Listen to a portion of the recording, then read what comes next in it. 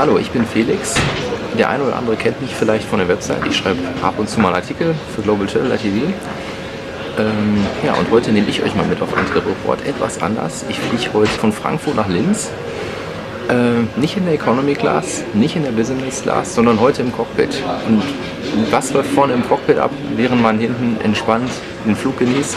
Das zeige ich euch heute mal in diesem Trip-Report.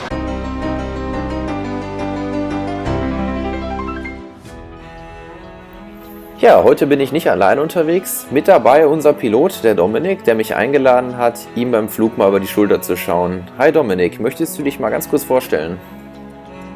Ja, gerne Felix. Hallo zusammen. Ich bin Dominik, komme aus München und habe vor circa 7 Jahren an der Flugschule meine Pilotenausbildung angefangen. Und seit circa 4 Jahren fliege ich nun im Linienbetrieb Passagiere quer durch Europa.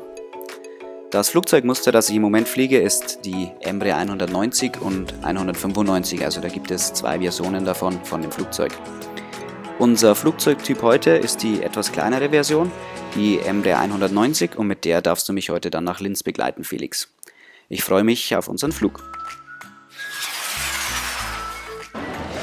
Ja, als Passagier gehe ich ja dann normalerweise durch den Flughafen. Ich muss durch die Sicherheitskontrolle, gehe dann eventuell nochmal am Duty Free vorbei oder ich gehe eine Kleinigkeit essen. Dann gehe ich ja irgendwann zum Gate und warte da auf das Boarding. Was macht ihr als Flugcrew eigentlich in dieser Zeit? Ja, meine Kollegen und ich treffen uns circa 1,5 Stunden vor Abflug, also in etwa zu der Zeit, in der du auch am Flughafen ankommst. Das erste, was wir machen, ist, dass ich mit meinem Kollegen aus dem Cockpit unseren aktuellen Flugplan und das Wetter am Zielflughafen mir angucke. Danach werfen wir einen Blick auf die sogenannten NOTAMs, das heißt ausgesprochen Notice to Airmen. Und da steht zum Beispiel drin, ob irgendwelche Navigationshilfen nicht funktionieren oder zum Beispiel Rollwege geschlossen sind, also so Informationen für uns sind das.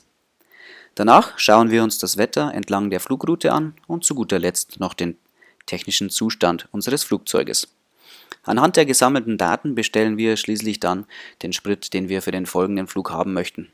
Im Anschluss an das Ganze treffen wir unsere Flugbegleiter, die in der Zwischenzeit ihr Service Briefing abgeschlossen haben, damit unsere Gäste einen angenehmen Flug haben. Zusammen mit dem unterhalten wir uns dann nochmal über die Besonderheiten auf dem Flug und geben das Wetter auch an unsere Flugbegleiter weiter, und sobald wir alle dann zufrieden sind, machen wir uns auf den Weg zum Flieger. Ja, ich sitze dann jetzt am Gate und warte eigentlich drauf, dass es losgeht. Manchmal gibt es ja auch so eine kleine Verzögerung beim Boarding, dass wir ein paar Minuten später boarden. Woran liegt das eigentlich immer, dass wir nicht direkt einsteigen können oder dann immer ein bisschen warten müssen, manchmal noch am Gate? Ja, das ist eine super Frage. Für uns geht es ja schon los, bevor ihr überhaupt da seid, und der Bodenprozess ist relativ komplex.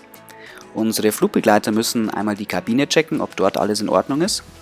Dann muss natürlich auch das Catering da sein, damit unsere Gäste auf dem folgenden Flug auch was zu essen und zu trinken haben.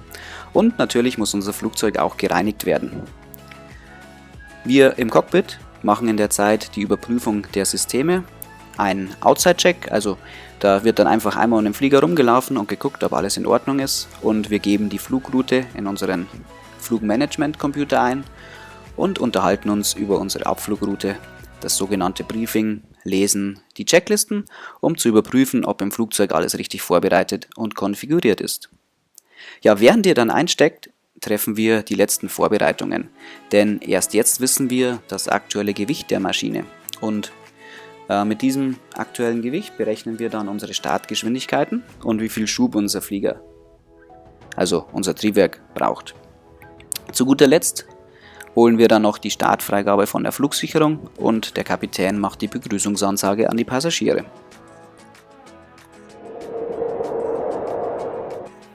Ja, wir steigen jetzt in den Flieger ein. Normalerweise gehe ich in die Kabine, mache es mir dann bequem.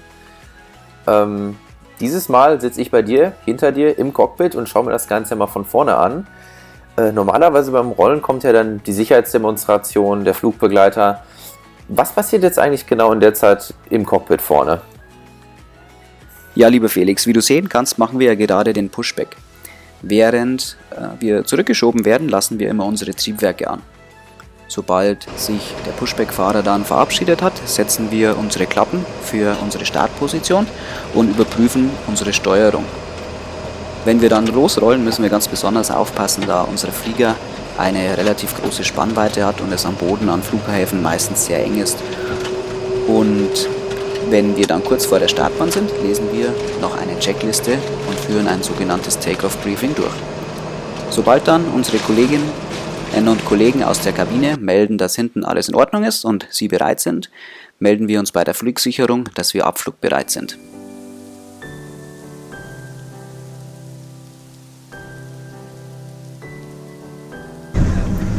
Ja, und wie ihr jetzt sehen könnt, es geht langsam Richtung Startbahn. Dominik muss sich jetzt konzentrieren. Der Start und die Landung sind mit die heikelsten Phasen auf jedem Flug.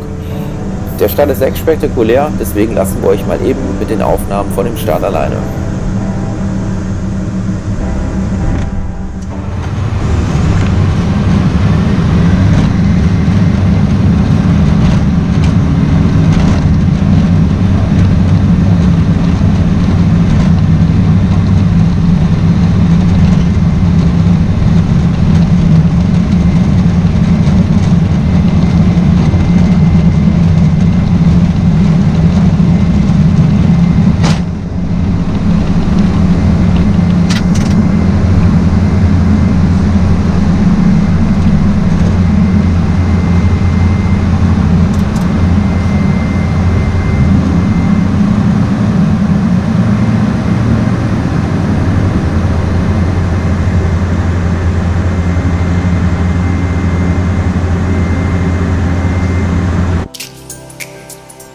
So, Felix, wir haben gerade unsere Anschnallzeichen ausgeschaltet, das heißt für uns im Cockpit beginnt jetzt auch die etwas entspanntere Phase des Fluges.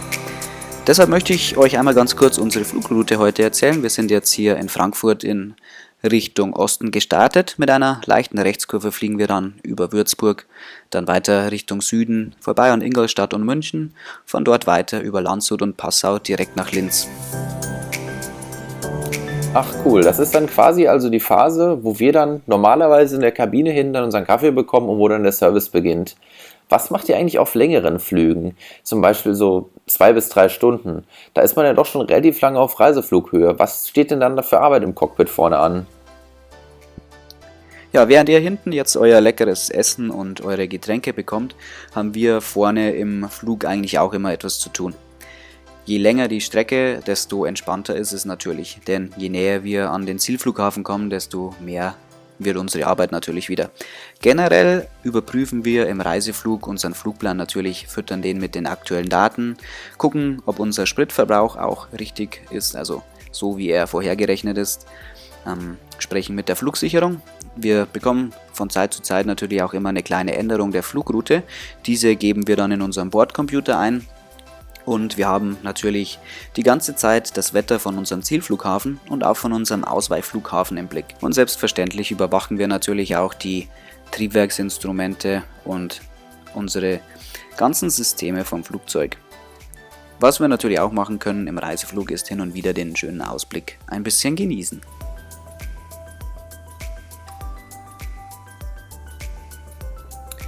Ich sehe gerade, ihr bereitet euch schon auf den Sinkflug vor.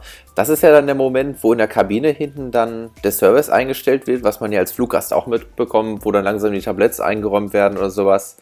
Man sagt ja, dass diese Landephase für euch Piloten ja mit die anstrengendste Phase im Flug sei. Was passiert jetzt eigentlich genau gleich bei der Landung? Das stimmt, die Anflugphase ist somit die anstrengendste Phase des Fluges. Ja, im Moment ist es allerdings noch ganz entspannt. Wir leiten ja gerade den Sinkflug ein. Das heißt, das erste, was wir machen, ist, dass wir uns unsere Mindesthöhe angucken. Also wie weit können wir denn überhaupt sinken? Wir fliegen ja jetzt hier in der Nähe der Alpen. Das heißt, wir müssen schon noch ein bisschen auf die Umgebung aufpassen.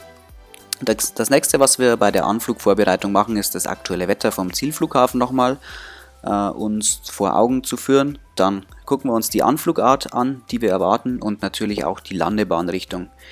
Wenn wir das alles abgeschlossen haben, ist auch ungefähr der Zeitpunkt gekommen, an dem wir die Anschnallzeichen wieder einschalten.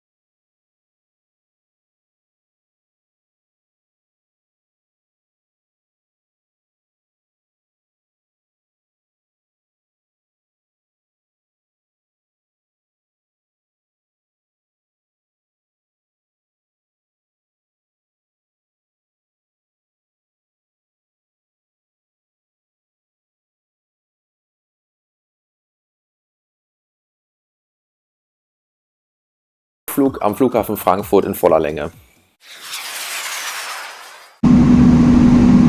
300, approaching minimums. Minimums, 200.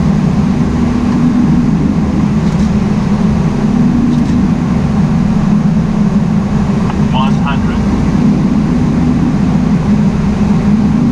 50, 40, 30, 20, 10.